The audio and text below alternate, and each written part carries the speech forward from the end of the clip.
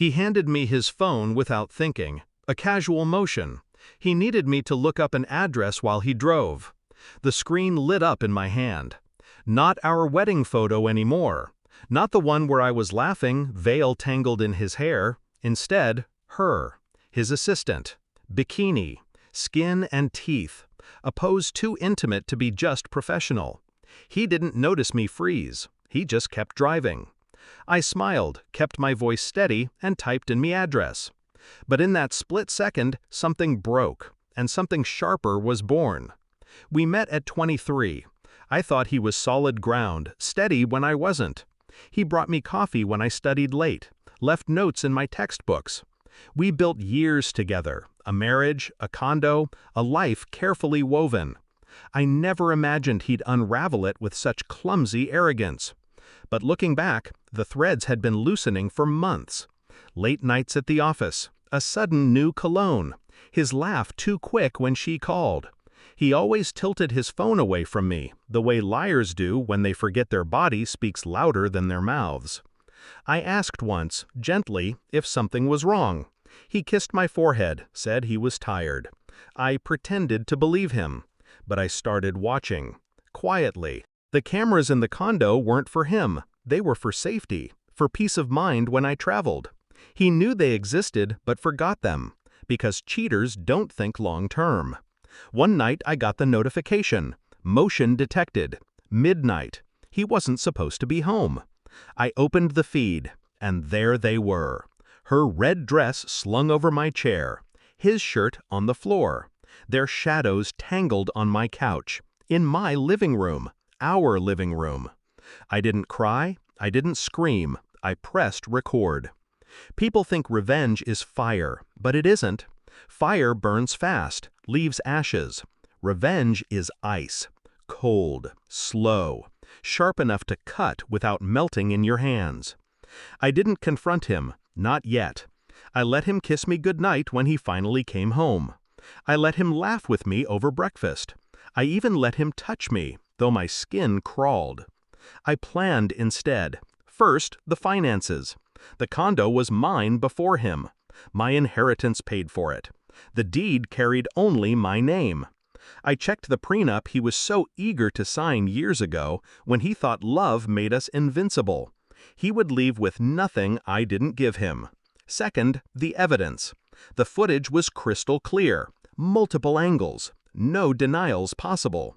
I clipped it, saved it, secured it in 3 places. Third, the stage. Because revenge deserves an audience. It was his birthday dinner. His parents flew in, his sister too. A small family gathering in the condo dining room. The same room they had desecrated. He beamed when his father toasted him. He squeezed my hand under the table. I squeezed back. When dessert came, he excused himself to grab wine. He left his phone on the table. Perfect. I slid my hand over it, opened photos, pretended to search for a picture of him. Instead, I airdropped the video. Straight to the smart TV mounted on the wall. 1 click. Play. The room went silent. At first, just the sound of fabric hitting the floor, muffled moans. His voice, so familiar, now grotesque. Then the image filled the screen. Him, her. The betrayal projected larger than life. 10 feet wide, impossible to look away from. His mother gasped. His sister dropped her fork. His father, his proud, rigid father, stood so abruptly his chair toppled. My husband rushed back in, wine in hand, face draining of color as he saw himself exposed. His father didn't speak. He just slapped him. A sound so sharp it cracked the silence into shards. I watched my husband's eyes dart to me, pleading, panicked. I didn't flinch. The dinner ended in chaos. His mother wept. His sister cursed him. His father left without a word. He turned to me after they were gone. Why? Why would you? I cut him off. Why would I? Because you made me the fool in my own home. He stammered. He begged.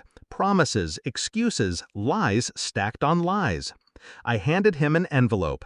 Divorce papers, already signed. He opened his mouth, but I spoke first. You leave tonight. The condo is mine. The accounts are separated. You'll explain this to HR on Monday, because I sent them a copy too. His face collapsed. Rage, shame, fear, all of it spilling across features I no longer recognized. When the door shut behind him, the silence was clean.